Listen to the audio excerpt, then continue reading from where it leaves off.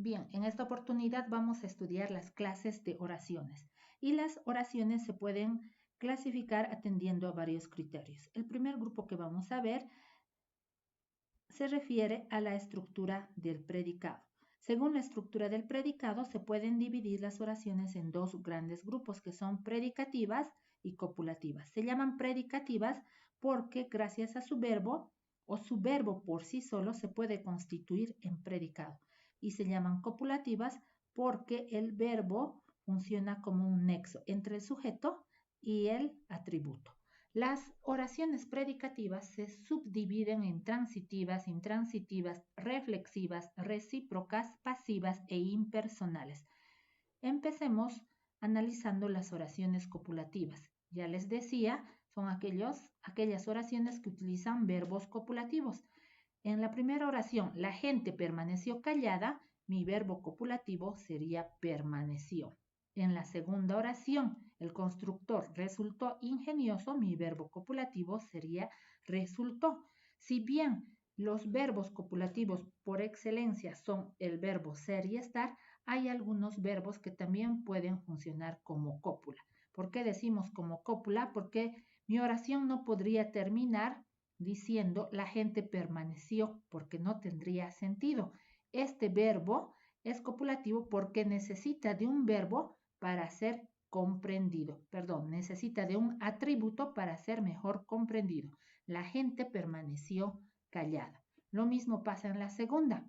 Si mi oración termina el constructor resultó, no tiene sentido. Pero si le añado un atributo ingenioso, ahora sí, mi oración tiene sentido.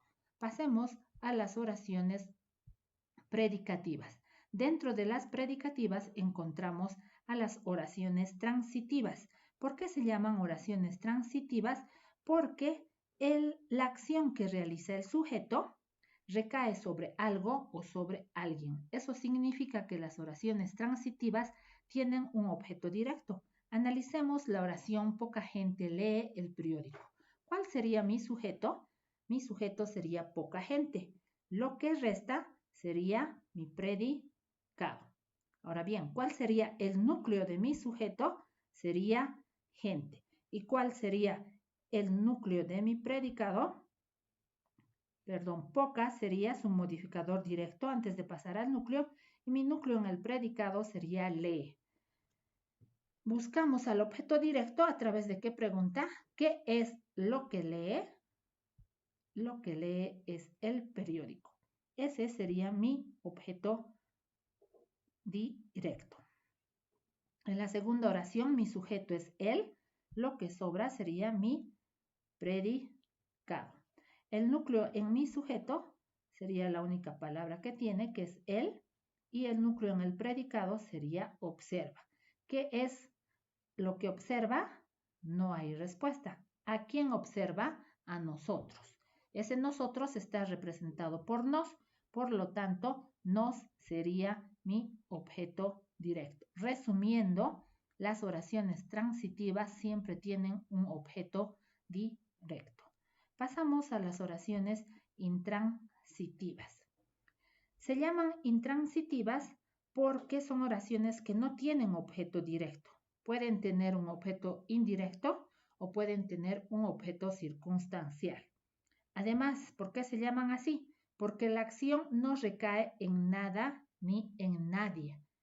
Por ejemplo, en la oración Adela Zamudio nació en Cochabamba, analicemos cuál es el sujeto.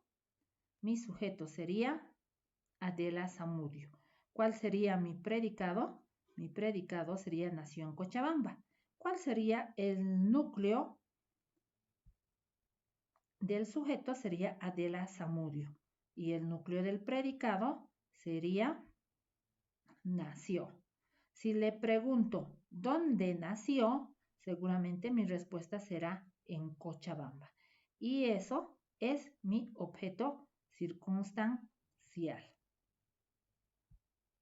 Ahora bien, ¿cuál es el sujeto en la primera oración? Las nubes.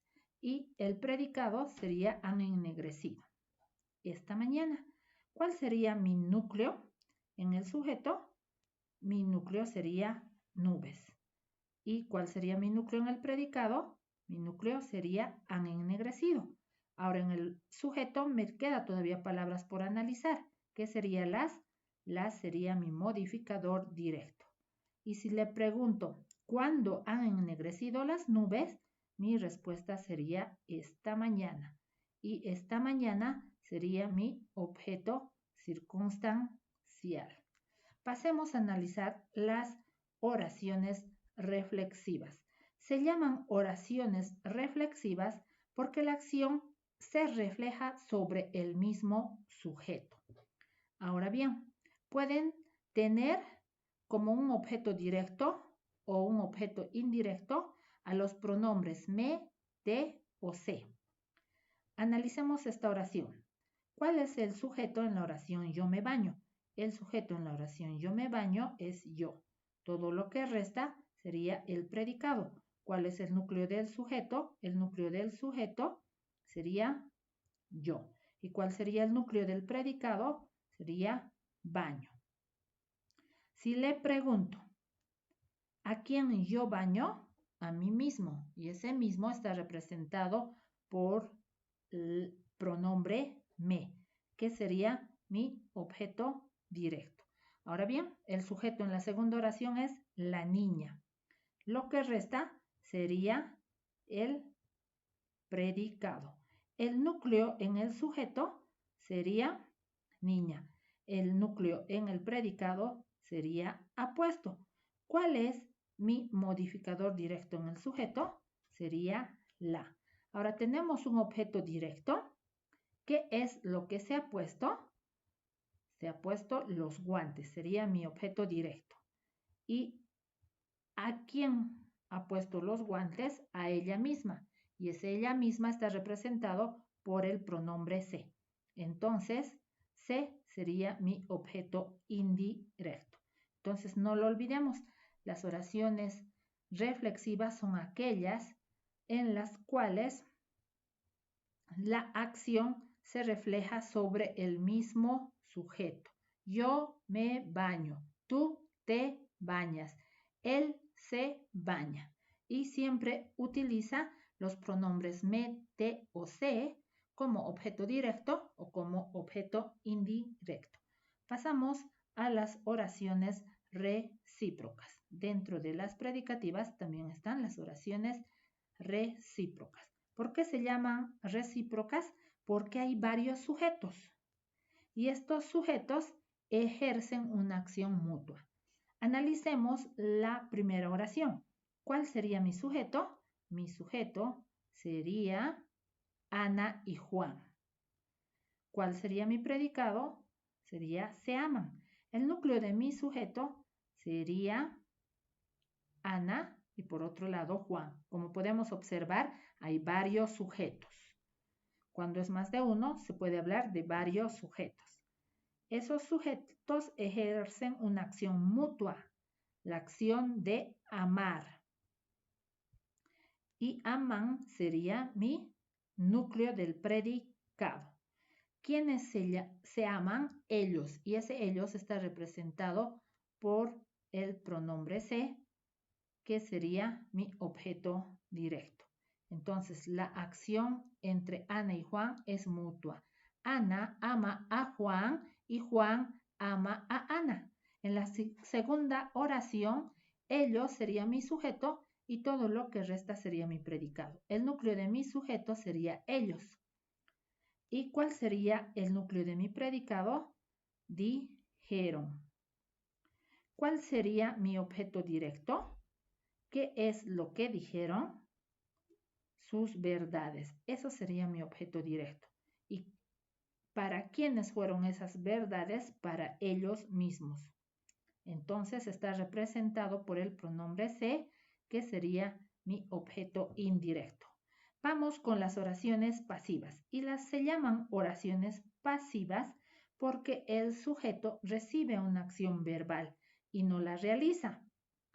Por ejemplo, analicemos en la primera oración cuál es el sujeto. ¿De quién se habla en la oración? De algunos jóvenes. Ahora, ¿qué nos dice? Algunos jóvenes son arrastrados por las drogas. Ahora bien, ¿cuál es el sujeto? Algunos jóvenes. ¿Cuál es mi predicado? Son arrastrados por las drogas.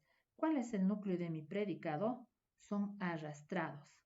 Dice, las oraciones pasivas reciben la acción verbal, pero no la realizan.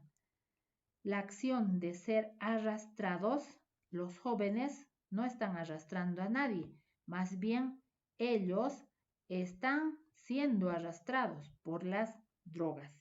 Lo mismo pasa en la segunda oración. Analicemos, los árboles son cuidados por los jardineros.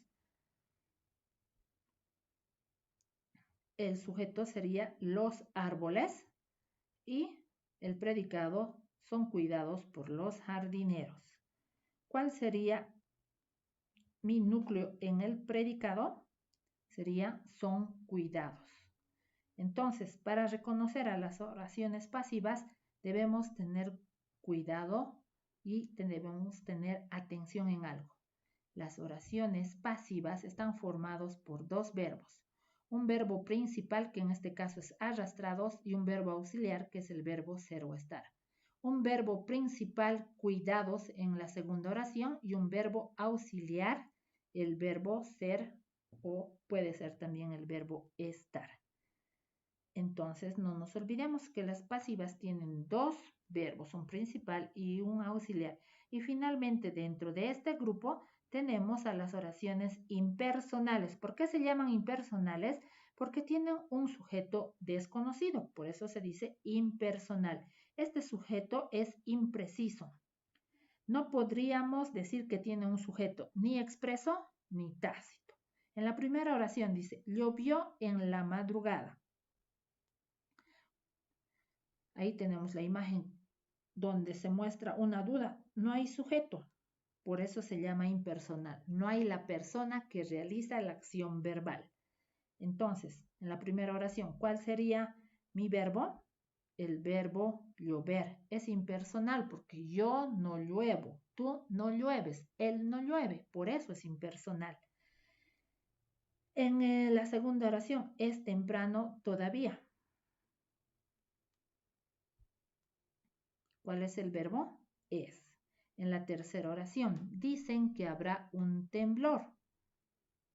Dicen es mi verbo y es impersonal porque ¿quién dice? No podemos determinar quién dice.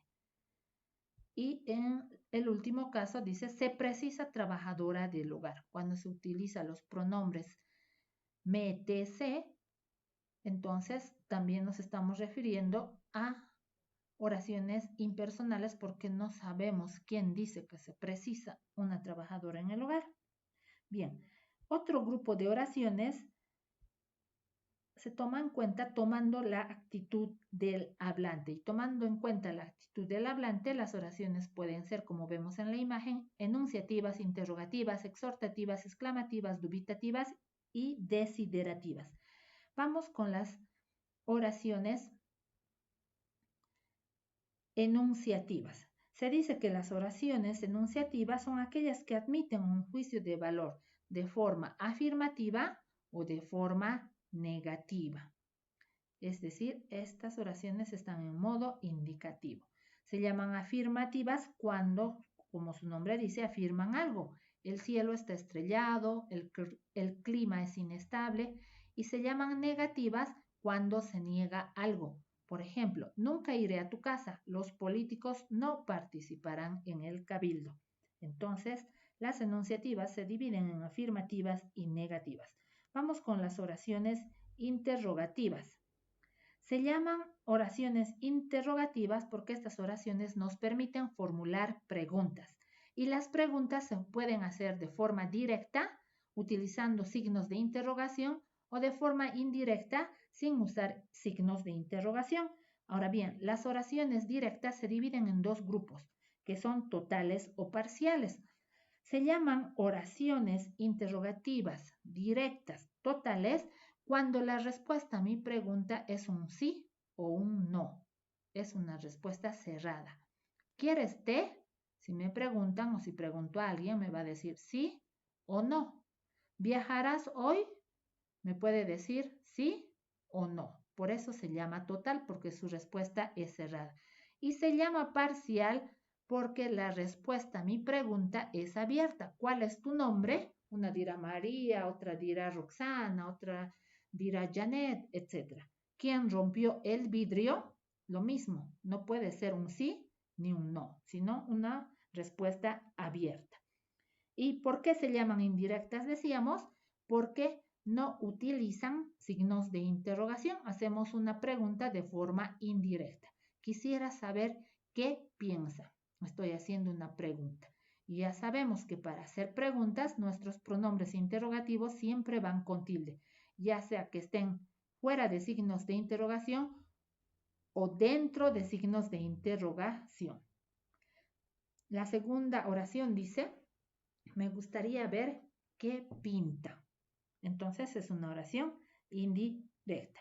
Pasamos a las oraciones exhortativas o llamadas también imperativas. Se llaman así porque expresan un mandato, una orden. Puede expresar una súplica, una prohibición, una recomendación incluso. Por ejemplo, fuera de aquí. Esa es una orden, le está votando a alguien. Perdóname, por favor, esa es una súplica. Ya no te sientas triste. ¿Eso qué es? Es un consejo, una recomendación. Prohibido consumir tabaco, alcohol o drogas. Eso es una prohibición. Entonces, no lo olvides, las exhortativas expresan orden, mandato, súplica, consejo, etc. Pasamos a las oraciones exclamativas. Se llaman así porque expresan el estado de ánimo de las personas. Pueden expresar cólera, pueden expresar alegría, pueden expresar asombro, fastidio, etcétera, tal como vemos en la imagen. ¿Por qué no hiciste la tarea? Digamos, puede estar gritando. Y la otra puede decir, oh, Dios, ¿qué es eso? Y ese niño puede decir, wow, qué lindo coche. Y la otra se está diciendo, sorpresa. Como te puedes dar cuenta, está expresando distintos estados de ánimo. Vamos con las oraciones dubitativas. Ahí había dicho te odio. Y ahí está diciendo, por Dios, ¿qué es eso? Y el niño, ¿qué estará diciendo? Mamá, estoy contento. ¿Y ella qué está diciendo? Sorpresa. Muy bien. Entonces, esas son las oraciones exclamativas. Pasamos a las oraciones dubitativas. Las oraciones dubitativas son aquellas que expresan posibilidad o duda. Si observamos el paisaje, ¿qué creen que está diciendo ese hombre? Posiblemente vaya a la fiesta. Y tal vez llueva en unos minutos. Entonces, si no llueve, posiblemente el hombre vaya a la fiesta, ¿no? Esas son las dubitativas, las que llevan implícitas una posibilidad, las que expresan duda. Las desiderativas son aquellas, son las últimas oraciones y son aquellas que van a expresar o van a llevar implícito un deseo, por eso se llaman desiderativas. Ahí tenemos dos imágenes, dice, quisiera un helado, está pensando en un helado, está deseando un helado. Y ahí está soplando las velas. Y solo deseo aprobar el examen a la universidad. Ese es su mayor deseo. Entonces, las desiderativas expresan un deseo. Son llamadas también oraciones optativas. Bien, ahora, atendiendo a la cantidad de verbos, las oraciones se clasifican en dos grandes grupos, que son oraciones simples y oraciones compuestas. ¿Por qué se llaman oraciones simples? Porque tienen un solo verbo principal y este verbo puede ser simple o puede ser compuesto. Observemos en el primer ejemplo. La niña cantó y bailó. ahí tiene un solo verbo. Juan y Pedro viajaron por mucho tiempo. El maestro ha explicado claramente. Y las oraciones compuestas son aquellas que presentan dos o más proposiciones y por lo tanto presentan más de un verbo principal. El cielo se nubló y María tuvo que levantar la ropa. Compuestas, ¿por qué? Porque podemos separar en dos oraciones simples.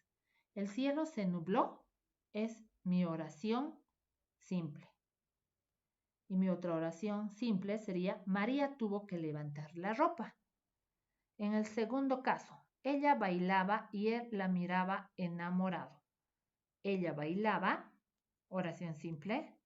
Él la miraba enamorado, otra oración simple. En el tercer ejemplo, todos se ocultaron mientras llovía torrencialmente. Oración principal, todos se ocultaron. Proposición, mientras llovía torrencialmente. Existen dos verbos. Muy bien, de esta manera hemos estudiado el estudio de las clases de oración.